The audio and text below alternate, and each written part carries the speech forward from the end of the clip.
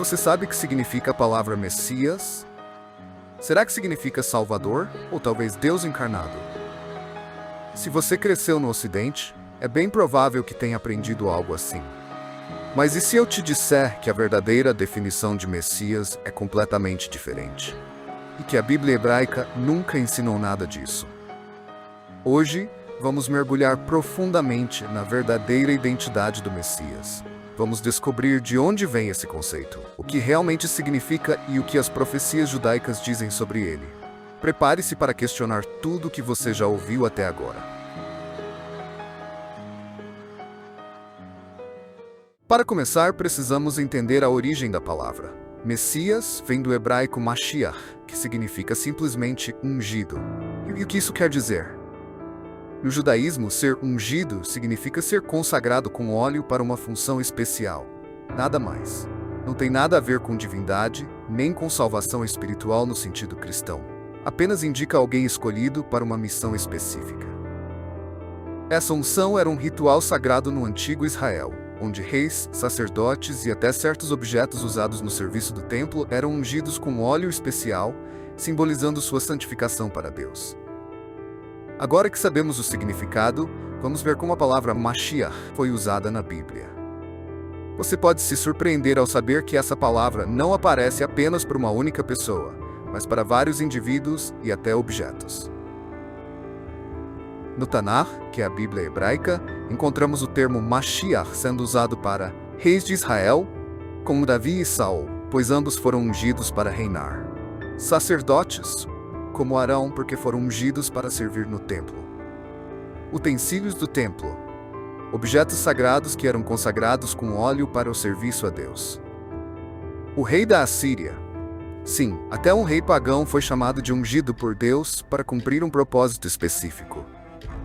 Isso mostra que o conceito de Messias na Bíblia hebraica é muito mais amplo do que o cristianismo ensina. E mais importante, não há nenhuma menção ao Mashiach que seja Deus ou que venha para salvar o mundo do pecado. Esse conceito simplesmente não existe na tradição judaica.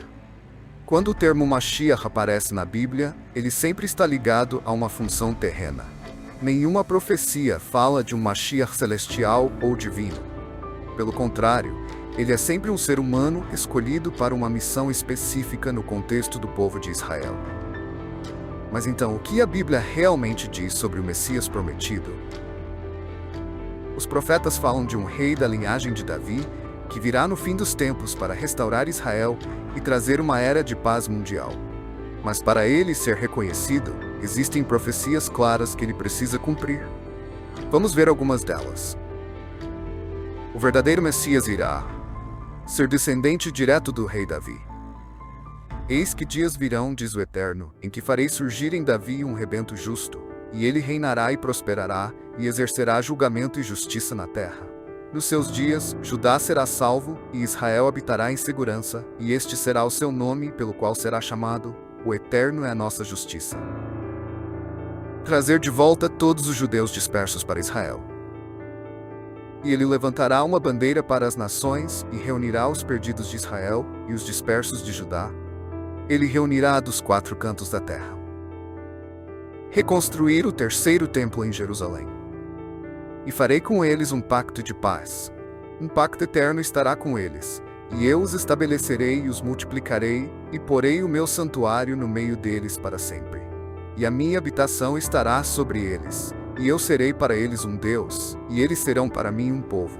E as nações saberão que eu sou o Senhor que santifico Israel, quando o meu santuário estiver no meio deles para sempre. Trazer a paz mundial e fazer com que todas as nações sirvam ao Deus único de Israel. E ele julgará entre as nações e repreenderá muitos povos. E eles transformarão as suas espadas em relhas de arado e as suas lanças em foices. Nação não levantará espada contra outra nação, nem aprenderão mais a guerra. Essas e outras profecias são claras e inegociáveis, revelando aspectos fundamentais do Messias esperado na tradição judaica. O verdadeiro Messias precisa cumprir todos esses requisitos, sem exceções. Agora, pense bem. Alguma dessas profecias foi cumprida por Jesus? Ele trouxe todos os judeus de volta para Israel, como foi predito nas Escrituras. Ele reconstruiu o Templo de Jerusalém, conforme as promessas de restauração feitas pelos profetas.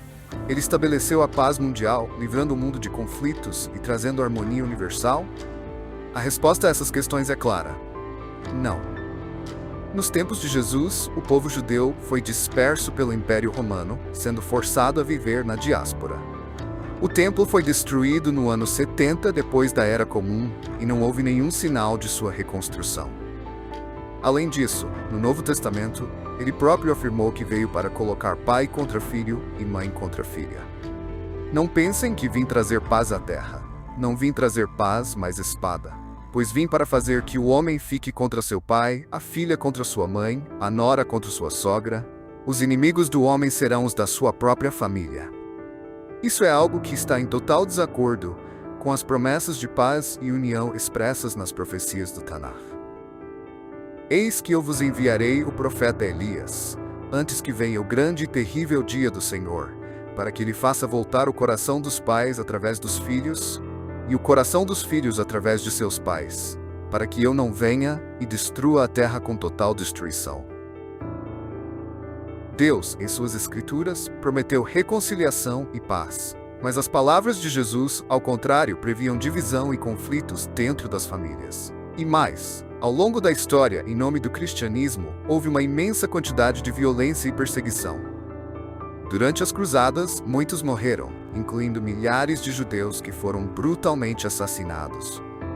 A Inquisição, por sua vez, resultou na tortura e morte de milhares de judeus e outros não cristãos, em uma tentativa de forçar a conversão religiosa.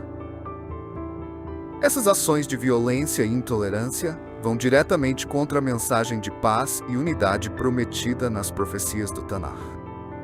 O Messias que aguardamos não será apenas uma figura espiritual, mas alguém que trará uma transformação real e visível ao mundo, cumprindo as profecias de maneira literal e tangível. Isso significa que Jesus simplesmente não pode ser o Messias prometido pela Bíblia.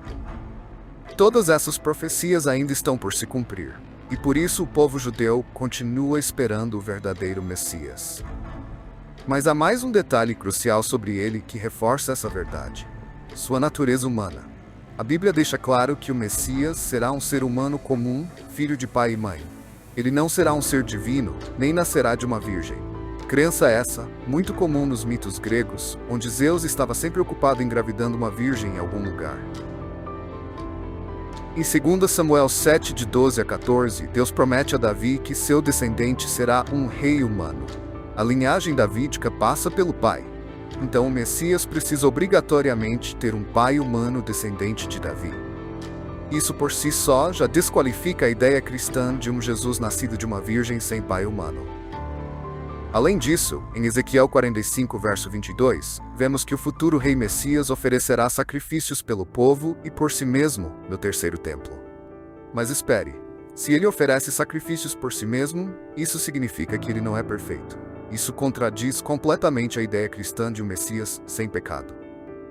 Ou seja, a Bíblia é clara: o Messias não será divino, não será um ser sobrenatural e certamente não será um Deus encarnado.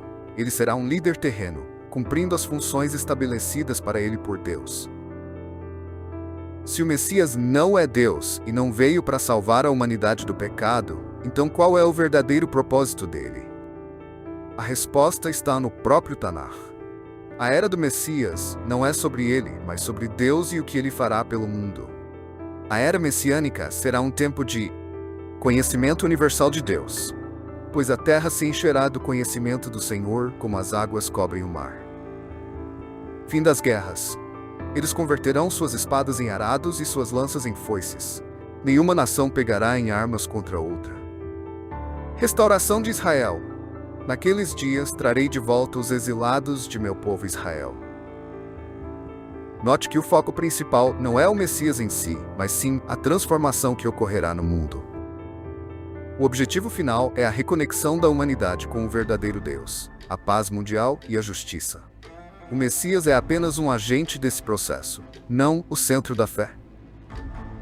Agora que sabemos que Jesus não cumpriu nenhuma profecia messiânica, que ele não era descendente de Davi por linhagem paterna, e que a Bíblia nunca ensinou que o Messias seria divino, precisamos nos perguntar: de onde veio a ideia cristã de Messias? Os estudiosos apontam que os primeiros seguidores de Jesus reinterpretaram as profecias e criaram um novo conceito de Messias. Em vez de um rei que traria paz mundial e restauraria Israel, eles criaram a ideia de um salvador espiritual que morria pelos pecados. Isso nunca foi uma crença judaica e não tem base no Tanar. O cristianismo pegou passagens fora de contexto, reinterpretou simbolismos e criou doutrinas completamente novas, se distanciando da fé original dos hebreus. E é por isso que até hoje, os judeus não aceitam Jesus como Messias, porque ele simplesmente não corresponde ao que as Escrituras ensinam sobre o verdadeiro Messias. Agora que você conhece a verdade, fica claro que a ideia cristã do Messias não corresponde à realidade bíblica. O verdadeiro Messias será um rei humano da linhagem de Davi que cumprirá as profecias de restauração de Israel e da paz mundial. Mas mais importante do que isso, a Bíblia nunca colocou o Messias como o centro da fé. O foco sempre foi e sempre será o Deus de Israel. Se essa informação foi útil para você, compartilhe este vídeo e deixe seu comentário. Vamos juntos revelar a verdade. E se você não for inscrito ainda, não perca mais tempo, se inscreve e ativa o sininho para não perder nenhum vídeo.